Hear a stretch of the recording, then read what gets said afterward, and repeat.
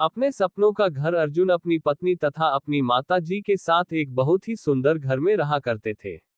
अर्जुन के पिताजी एक फौजी थे जिन्होंने एक जंग में लड़ाई लड़ते हुए शहीद हो गया था। अर्जुन के पास अच्छा खासा घर और पैसे थे, लेकिन उसके पिताजी के शहीद होने के बाद उसका घर बस उसके पिताजी के पेंशन से ही चला करता था। अर्जुन शुरुआत से ही बहुत ज्यादा नाकामयाब और बेरोजगार लड़का था, क्योंकि उसके पिताजी एक सरकारी फौजी थे और उनके पैसों से वह मौज किया करता था। लेकिन जब उसके पिताजी का मृत्यु यानी शहीद हुआ तो उसे काफी ज्यादा दुख हुआ था।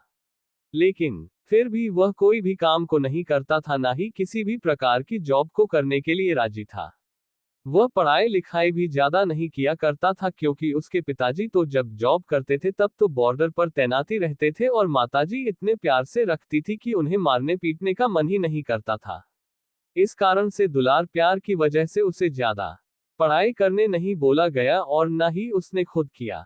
पिताजी की मृत्यु के बाद उसकी माताजी हमेशा से ही अर्जुन को बोलती थी कि बेटा कोई काम कर लो, ढंग से तुम्हारा जीवन गुजर बसर सही से हो जाएगा। पेंशन के पैसों से कितने दिन जिंदगी चलेगी, अगर पेंशन बंद हो गया तो तुम्हें जीवन जीने में बहुत ज्यादा काफी परेशानियों का सामना करना पड़ सकता है। इस कारण से मैं कह रही हूं कि तुम जल्दी जल्दी अपना कोई काम शुरू कर दो, नहीं तो तुम्हें बाद में फिर पछताना पड़ेगा। अर्जुन इतना ज्यादा आवारा हो चुका था कि वह अपनी मां की बात नहीं मानता था, ना ही अपनी पत्नी का की बात था। उसकी पत्नी ममता भी प्रत्येक दिन में कई कई बार बोला करती थी कि कोई अच्छा सा काम कर लीजिए, लेकिन अर्जुन सुनने का नाम ही नहीं लेता था।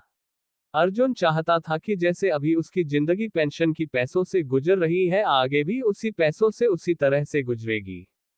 क्योंकि उसके पिताजी की सरकारी नौकरी होने के कारण वहां उसके गांव में उसका एक बहुत अच्छा और बहुत सुंदर घर था, जिसमें वह रहता था। पेंशन के पैसे से अपनी जरूरत के सामानों को खरीदकर अपना गुजर बसर किया करता था।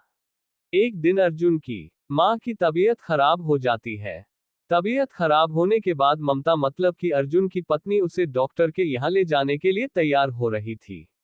वैसे ही घर में अर्जुन प्रवेश करता है, तभी ममता कहती है कि माताजी का तबीयत खराब है, जल्दी से कोई अच्छे डॉक्टर के पास ले चलो। तभी वह जल्दीबाजी किसी तरह से एक अच्छे डॉक्टर के पास ले जाता है और वहां उसका इलाज करवाता है। अर्जुन की मां की तबीयत इतना ज्यादा खराब है कि 4 से 5 दिन हॉस्पिटल के बेड पर रहा, लेकिन उसके बाद उसकी मृत्यु हो गई थी। जब अर्जुन की मां की मृत्यु हुई तो जैसे ही वह अपनी मां की पार्थिव शरीर अपने घर लाने का प्रयास करने लगा था, तभी डॉक्टर कहता है कि इसमें बहुत सारा खर्चा हुआ है और एक ऑपरेशन भी हुआ है। इस मरीज के शरीर को ले जाने से पहले तुम्हें हॉस्पिटल के पूरी बिल चुकाना पड़ेगा। तभी अर्जुन हॉस्पिटल के बिल के बारे में पूछने लगता है और कहता है कि हॉस्पिटल का बिल कितना है। एक डॉक्टर कहता है कि तुम्हारे माँ के इलाज में लगाए गए हैं कोई 4 लाख रुपए है, जिसे जमा कर कर तुम अपनी माँ को ले जा सकते हो। अर्जुन के पास इतने पैसे नहीं थे, लेकिन फिर भी वह जैसे तैसे करके पैसे ले आया और अपनी माँ के शरीर को घर ले जाकर उसका अंतिम संस्कार किया। कुछ दिन बीत जाने के बाद उसका एक दोस्त उसके घर यार कहता है कि शर्त के मुताबिक ये घर मेरा होगा, क्योंकि मैंने तुम्हें 4 लाख रुपए दिए हैं और तुमने कहा कि मैं इसे 2 साल में चुका दूंगा, तुमने नहीं चुका पाया, इसलिए अब ये घर मेरा हुआ। तभी अर्जुन की पत्नी ममता कहती है कि कितने पैसे अपने घर को गिरवी रख कर लाए थे। तभी अर्जुन कहता है कि हाँ, नहीं तो मेरे पास इतने पैसे कहाँ से आएंगे। अब तो शर्त के मुताबिक घर दोस्त का हो गया था, लेकिन फिर भी अर्जुन कहता है कि आखिरकार मैं तो तुम्हारा दोस्त हूं, कुछ दिनों की मोहलत और दे दो, मैं तुम्हारा कर्जा चुका दूंगा। लेकिन अर्जुन को उसके दोस्त के द्वारा किसी प्रकार की कोई मोहलत नहीं दी जाती है और दूसरे ही दिन घर से बाहर निकाल दिया जाता है। फिर अर्जुन और ममता एक किराए के घर में रहती है।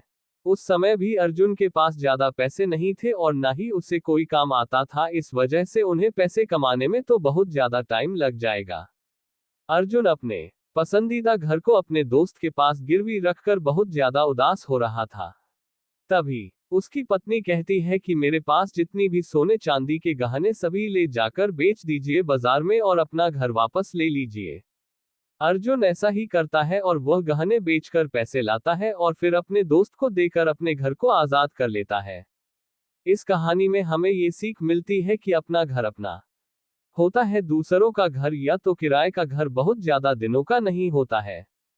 इसलिए अपने घर के प्रति अपनी जिम्मेदारियां निभाएं और हर बच्चे को चाहिए कि अपने घर का अच्छी तरह से ख्याल रखें। अगर आपको स्टोरी अच्छी लगी हो तो लाइक, कमेंट और चैनल को सब्सक्राइब जरूर करें। धन्यवाद।